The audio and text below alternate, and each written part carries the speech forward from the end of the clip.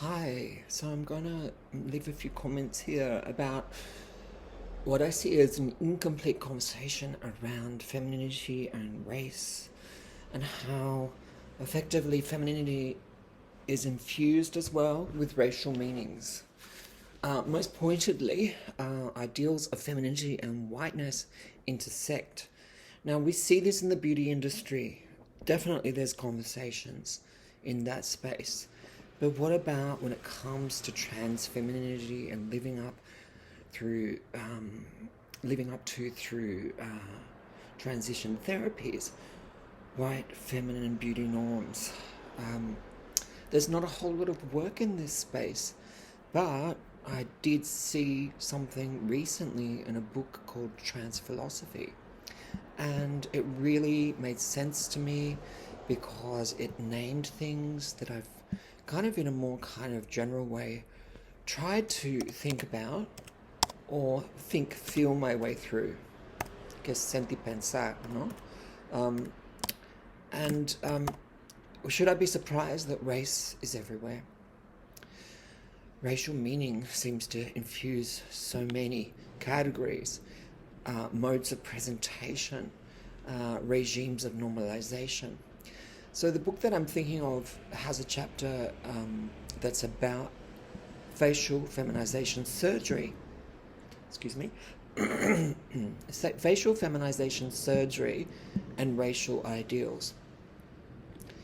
I'll just find the title of said chapter so that people can have it at hand. It's called Tracing Face, a Racial Genealogy of Beauty by Tamsin Kimoto. So this chapter came to my attention literally hot on the heels of having had my own FFS consult, and I've made it a video about that already, and how triggered I felt afterwards, really, and what kinds of issues came up for me when effectively the assessment was made based on facial features that I have inherited through some of my Bengali and Pakistani heritage.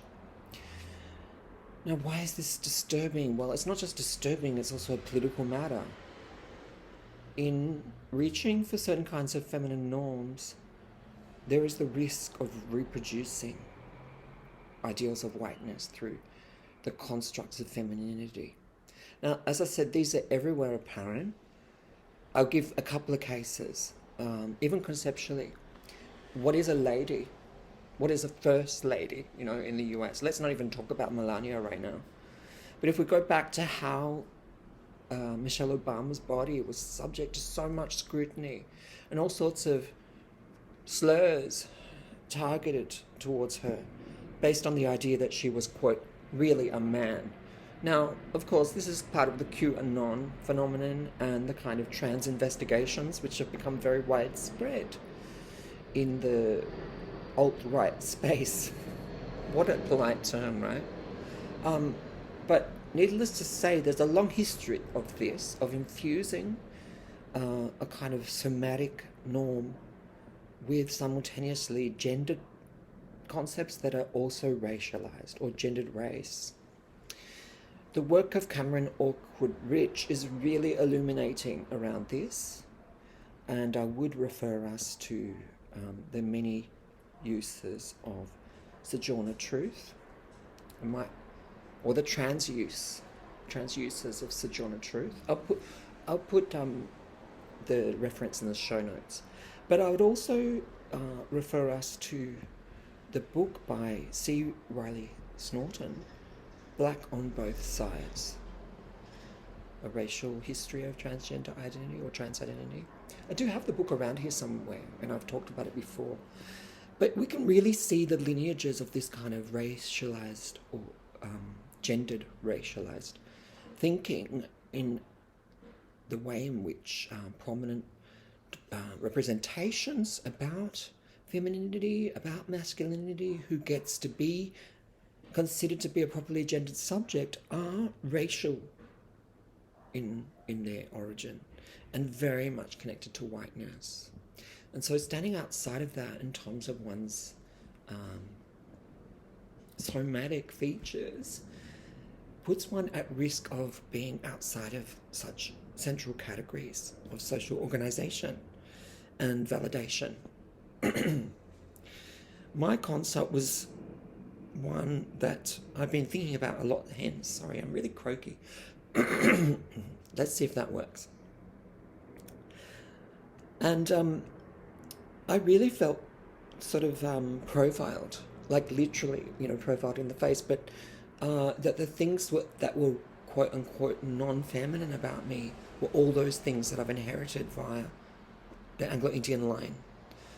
And to be sure, these have been spotlighted before, not necessarily in those ways, in terms of surgical, scalpel oriented procedures for normalization, but also from the time I was young, so why I don't get to be Australian enough. I mean, you can look at my white skin and think, who wouldn't necessarily admit you into that category? But we're going back to the 1980s here. And to be sure, like my nose in particular was foregrounded as being. Hi again. So this is part two. There was a little technical issue. I was talking about how at school, my nose profile was considered to be out of the norm. And I remember this really clearly because at school they got us to do sort of like shadow profiles, you know, just fixing up my hair, where you basically cast a shadow against from a light source against your face so that you can see your profile and trace it out on a piece of paper. And I got mercilessly teased for that. And my nose was always spotlighted. It was the bone of contention. Literally, look at it. Beautiful bone. Cartilage, actually. So that was a real issue for so long. And even into my adolescence, between the gender issue and also facial features and being outside the norm for that, being called effeminate, right? So being effeminate is an outlier to femininity, to mainstream white, in this case, femininity. So the two kind of interacted or went together, I believe, in my own case, as sort of striking me out, as putting me in a category of otherness, which should be normalized. And, this did haunt me because as an older person, I actually had surgery on my nose. So it may look very well crafted, but that's credit to my surgeon. I'm not averse to the agency that plastic surgery can offer to the individual. So this is not a criticism of any procedures and decisions that people may make. But I chose, in this case, an Iraqi surgeon who respected my desire to still look like family. So that's why my nose is still prominent and I didn't go for something that was incredibly or normalizing, because I wanted to still look like my relatives, right? I mean, our families, as tricky as they can be at times, are part of who we are, or at least when you're not strictly speaking 100% Anglo, maybe you don't just see yourself as an individual only. So I wanted to show a photo of my great aunt Doris, who was most likely born somewhere in Madhya Pradesh. I'm not sure if it was Jabalpur. Certainly her brother was born there a couple of years later, but I'll show you the photo so you can see what she looked like. And this is her as an older woman when she was already living in Australia. Okay, she didn't actually live that long, unfortunately, because she had twins and then she got pneumonia. So my granny Una, my great grandmother, actually looked after one of those twins because one of them died after Una. Sorry, Florence. Una is the grandmother, right? And Doris, Una, is my great aunt. So Una, my great grandmother, looked after one of the twins, that is, of who you're seeing right now, Doris, after Doris had died from pneumonia and the other twin also died. Quite tragic. But this is a photo taken in Perth of her not as a young woman as she was in India, but a certain kind of age where I guess she was in her late 20s. Not old, of course. So I just want to say that.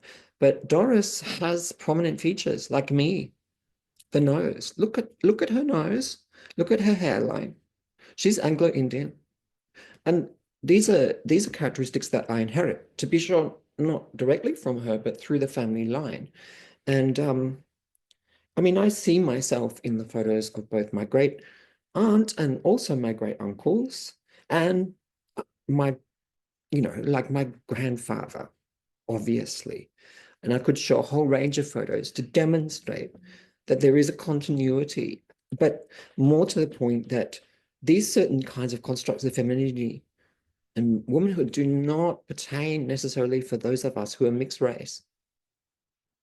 So just to cite another example, contemporary example, of someone who is a politician and a lot in the public eye in India, I would turn to the case of Priyanka Gandhi. So now I have to find the website, and it's not coming up. It would be lovely if it did. I'll stop sharing and I'll find the website. Bear with me. You can keep looking at my beautiful nose. All right. So I have a whole gallery of photos of Priyanka, who is the daughter of Rajiv and Sonia Gandhi. So Rajiv was actually the son of Indira, who you should know about if you don't already. So here we can see photos of Priyanka Gandhi, who's the India Congress leader. And again, you can see that her facial features are not, strictly speaking, European. Her mother was actually is Italian. So, it's a good point of comparison in some ways because we're talking about someone here who is also Eurasian.